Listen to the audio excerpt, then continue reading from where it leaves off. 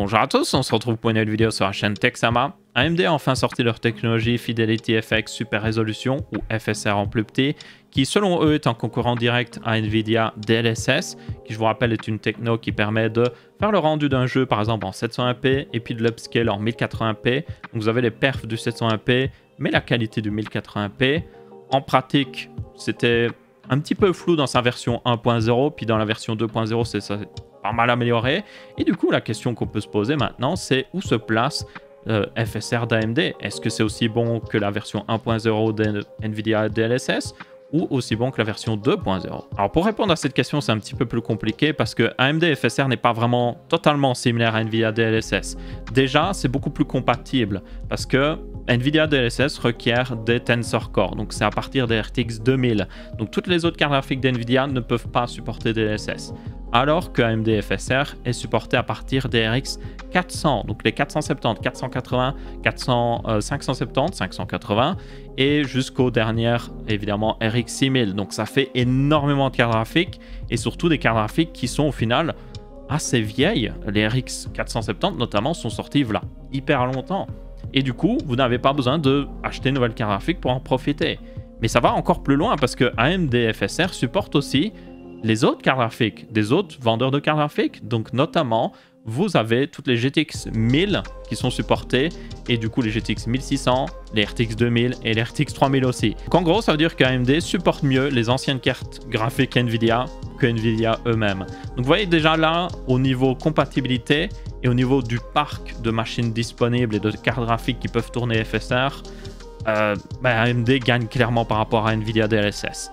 Maintenant, le plus important, ça va être, est-ce qu'on a un aussi bon gain de performance? Est-ce que la qualité est aussi bonne?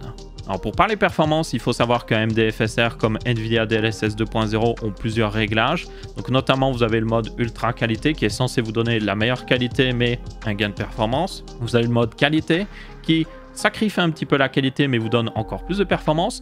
Vous avez un mode équilibré, donc il va essayer d'équilibrer les choses, et ensuite un mode performance qui là il va vous donner le plus de performance possible mais évidemment la moins bonne qualité. En gros, ce réglage permet de tout simplement choisir la résolution, la sous-résolution auquel le jeu va être rendu avant de repasser à la résolution native de votre écran. Donc par exemple, si vous faites tourner en 4K, peut-être qu'en mode ultra qualité vous êtes juste en dessous du 4K, en mode qualité vous êtes peut-être à du 1440p, et puis quand vous êtes en performance, vous êtes peut-être en 1080p. Donc c'est juste pour vous illustrer, c'est pas exactement les résolutions utilisées par AMD, je tiens à le préciser, mais comme ça vous voyez un petit peu comment ça marche. Et du coup, pour tous mes tests de performance, je les ai fait avec ma config habituelle de test, et pour la carte graphique, j'ai utilisé une RX 6700 XT de chez PowerColor en modèle Hellhound Spectral White d'ailleurs. Donc c'est une version blanche de la Hellhound que j'avais testée justement pour la sortie des RX 6700 XT. Je vous mettrai la review dans le petit i au-dessus à droite si vous ne l'avez pas vu. En gros, c'est une carte graphique plutôt performante, juste en dessous d'une RTX 3070, très intéressante pour pas mal de gens. Et du coup, comme c'est une RX 6000, ça va nous permettre de vraiment tester pleinement AMD FSR avec normalement le hardware pour lequel ça a été conçu. Parce qu'évidemment, ça tourne sur les cartes graphiques Nvidia, on peut tester, mais là on devra avoir le plus gros gain, évidemment c'est sur une carte graphique AMD, ça semble logique. Donc justement, regardons ces gains, ils sont très impressionnants. Donc j'ai testé en 4K, je vous mets en pourcentage, parce que comme j'ai testé plusieurs jeux, comme ça c'est plus facile. Donc avec tout désactivé, pas d'AMD FSR, donc on est en 4K, les plus hauts paramètres graphiques possibles. On a 100% de performance, évidemment.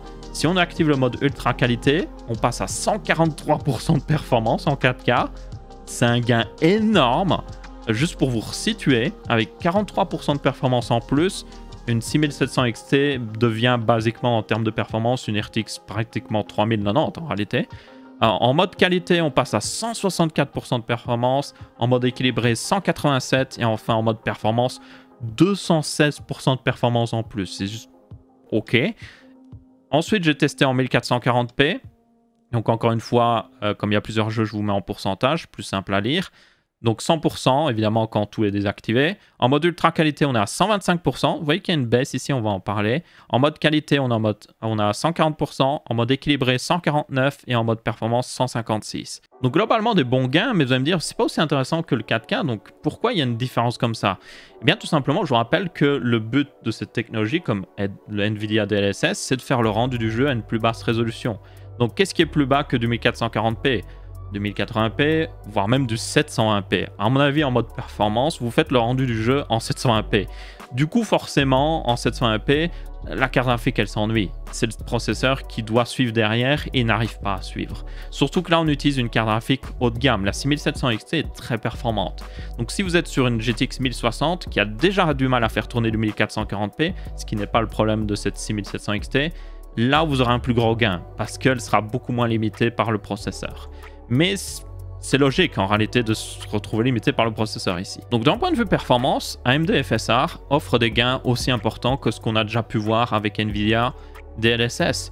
Donc c'est très intéressant. Évidemment, on n'a pas un jeu qui est compatible avec les deux technologies à la fois pour vraiment comparer qui donne le plus de performance.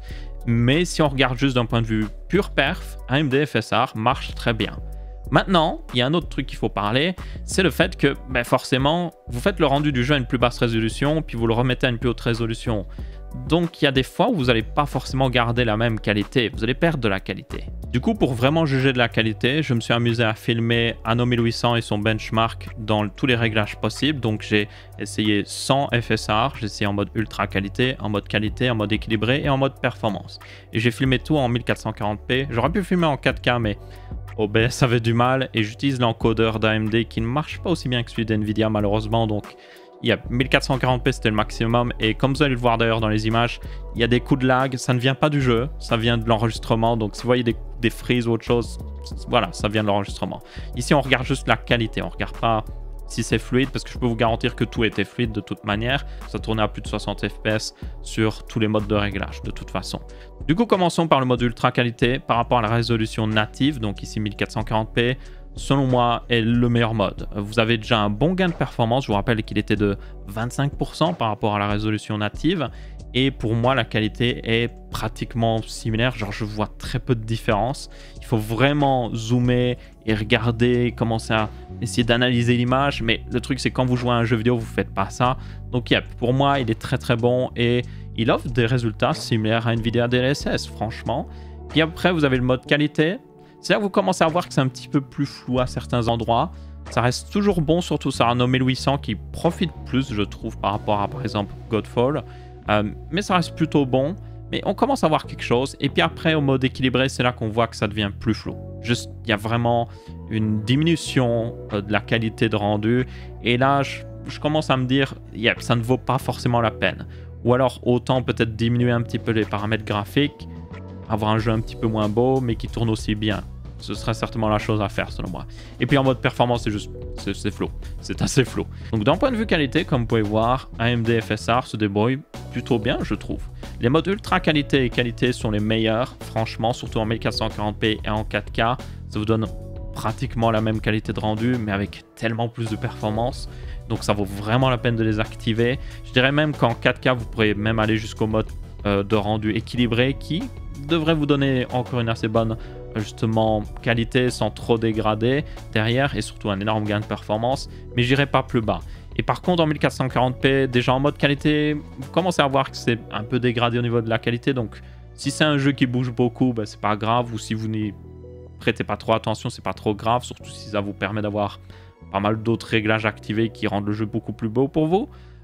Mais ouais, j'irai pas en mode équilibré par contre. Et en 1080p, à mon avis, j'utiliserai pas en dessous du mode ultra qualité. Ça vous donnera déjà un bon petit boost de performance, mais j'irai pas en dessous. C'est une observation qui a été faite d'ailleurs par pas mal de gens qui ont testé FSR, c'est qu'en fait, FSR se débrouille très bien quand il a la résolution. Donc quand vous êtes en 4K et que vous activez le mode ultra qualité, vous êtes juste en dessous du 4K au final. Donc ça vous donne un boost, mais c'est très similaire en termes de résolution. Donc il arrive à se débrouiller. Il y a les détails qui sont là pour qu'il puisse travailler. Mais quand vous passez par exemple du 720p à du 1440p, non, là, FSR n'arrive pas à suivre. Donc globalement, c'est meilleur que Nvidia DLSS 1.0 et même de loin, franchement, parce que la 1.0 c'était flou. Mais Nvidia DLSS 2.0, dans les très basses résolutions, a encore un avantage, vraiment. Donc, par exemple, surtout si vous jouez en 1080p, la DLSS se débrouille mieux. Mais bon, c'est très impressionnant de voir ce qu'a fait déjà FSR ici. Maintenant, un dernier point important avant la conclusion, c'est le support d'AMD FSR sur les jeux. Actuellement, il y a 8 jeux pour la sortie qui supportent AMD FSR et c'est pas non plus des gros jeux, Le plus gros, au final, selon moi, c'est Anno 1800 et Godfall, même si Godfall n'était pas non plus un très bon jeu, soyons honnêtes. Donc, beaucoup de petits jeux, au final, un petit peu indés. Ils ont listé toutefois pas mal de développeurs qui sont intéressés. Vous avez aussi certains moteurs assez connus qui devraient le supporter, donc ça, c'est plutôt une bonne nouvelle. Mais c'est toujours pas là, quoi. Il faudra attendre que ça arrive. C'est un petit peu comme Nvidia avec DLSS quand c'est sorti. Ils ont dit, ouais, il y a plein de gens qui travaillent dessus, vous inquiétez pas, mais moi, je veux voir du concret. Donc là, c'est un petit peu une interrogation. Après, le truc, c'est que si vous êtes développeur, vous regardez, vous avez Nvidia DLSS qui est supporté sur 2 générations de cartes graphiques et vous avez AMD FSR qui est supporté sur une multitude de générations de cartes graphiques et aussi chez AMD et chez Nvidia. Qu'est-ce que vous faites? Vous prenez la technologie qui marche avec le plus de gens, ça semble logique. Donc, selon moi, je pense qu'AMD a un énorme avantage par rapport à Nvidia, c'est que, les développeurs seront beaucoup plus intéressés. Nvidia a toujours l'avantage d'être premier parce qu'ils ont sorti leur technologie voilà un petit moment, donc ils ont déjà du travail d'avance, ils ont déjà des relations d'avance avec certains développeurs, donc ça c'est quelque chose qu'il va falloir que AMD rattrape, mais une technologie qui est compatible aussi facilement et qui va même sortir sur console, hein, ça a été annoncé sur la Xbox Series X notamment que ce serait supporté, bien là je pense qu'NVIDIA a des soucis à se faire, surtout que les cartes graphiques NVIDIA d'ancienne génération sont supportées aussi, donc ça va leur faire encore au final de la concurrence face à eux-mêmes, pas juste face aux cartes graphiques AMD. En conclusion, AMD FSR selon moi est une réussite, que ce soit d'un point de vue gain de performance qui arrive à la cheville de Nvidia DLSS 2.0, mais aussi en termes de qualité, surtout en 1440p 4K où c'est du très bon. Vous avez pratiquement la même qualité de rendu, mais des bien meilleures performances. Toutefois, en plus basse résolution, que ce soit 720p, 1080p, Nvidia a toujours l'avantage.